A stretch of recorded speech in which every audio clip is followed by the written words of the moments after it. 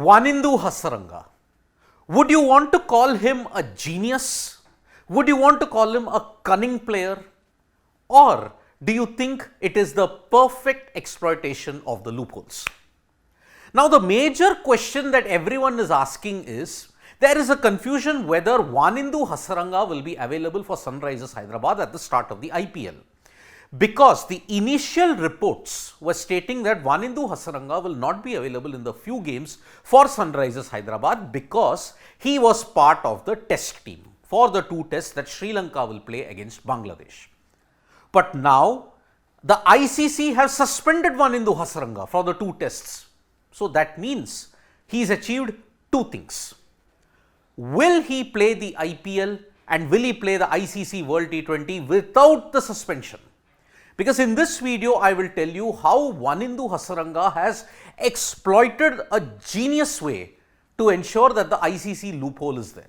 And to ensure he not only plays the IPL, he also ensures that he plays the World T20. Now, in this video, I will tell you the rules that govern it. What is the backdrop of Wanindu Hasaranga's suspension that is there in the international cricket scene, and whether he can play the IPL? Because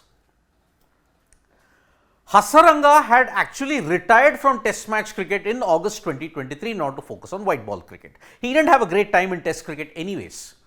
But now, prior to the start of the 2 test series that will begin from 22nd of March against Bangladesh, he said he was available and he was included in the Sri Lanka squad. But then, ICC, after the squad was announced, they suspended Wanindu Hasaranga because he had acquired demerit points for showing dissent at an umpire, and he had accumulated so many dissent points that it breached the threshold and he had to be suspended. So, what did Wanindu Hasaranga breach, and what was the ICC governing statement, ICC body say about this? Because Wanindu was guilty of breaching Article 2.8 of the players and match officials provisions that's there in the ICC. Article 2.8 says excessive obvious disappointment in an umpire's decision, an obvious delay in resuming play or leaving the wicket, shaking the head, pointing or looking at the inside edge when given LBW, pointing to the pad or rubbing the shoulder when caught behind, snatching the cap, requesting a referral, all these kind of things, arguing, it comes under Article 2.8. And that is the reason why Wanindu Hasaranga had accumulated so many points. But what is the threshold upon which the suspension will kick into place? This is where Article 7.6 of the ICC players condition comes into view here, because Article 7.6 clearly mentions the number of points that is accumulated and how the suspension points is converted into. So, if a player has acquired 4 to 7 demerit points, the suspension points are 2. If he is acquired 8 to 11, it is 4. 12 and 15 is 6, 16 and above is 8. All this is over an accumulated period of 24 months.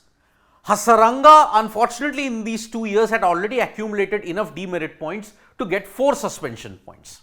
That 4 suspension points means this is where the ICC has confirmed.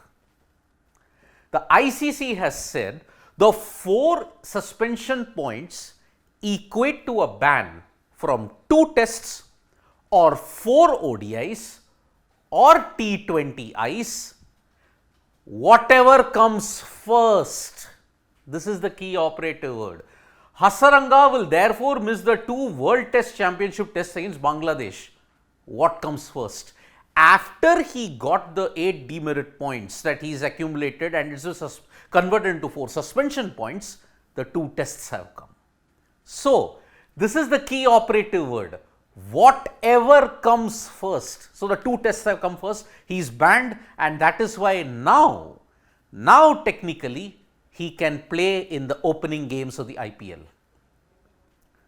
So, these were the offences that had happened. He had showed dissent during the 3rd ODI versus Bangladesh, and that ensured that he got 3 points, 3 demerit points. But he had actually acquired 3 further demerit points, and he already had 5 demerit points prior to the Bangladesh match. So, 3 plus 5, 8 demerit points means 4 suspension points. This is where the problem is. Now, he has been suspended for the 2 tests, so suspension is over. Now, he can technically play SRH's first game as well. He can also play the T20 World Cup without any suspension. The initial risk was 4 T20Is he could be suspended, or 4 ODIs or 2 tests. But the 2 tests came before. Hasaranga decided to unretire himself and make himself available. He was picked in the squad. But the ICC rule of 7.6 and 2.8 immediately kicked in, and that is why he was suspended for 2 tests.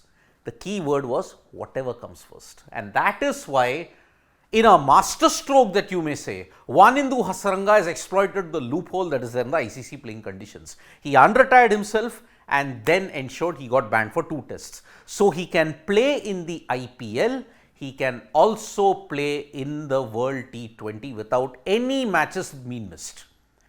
Yes, IPL anyway there was a confusion whether he could play because he was there for the 2 tests, but now he's suspended, he can technically play the first games. He is not in danger of missing any of the games in the IPL.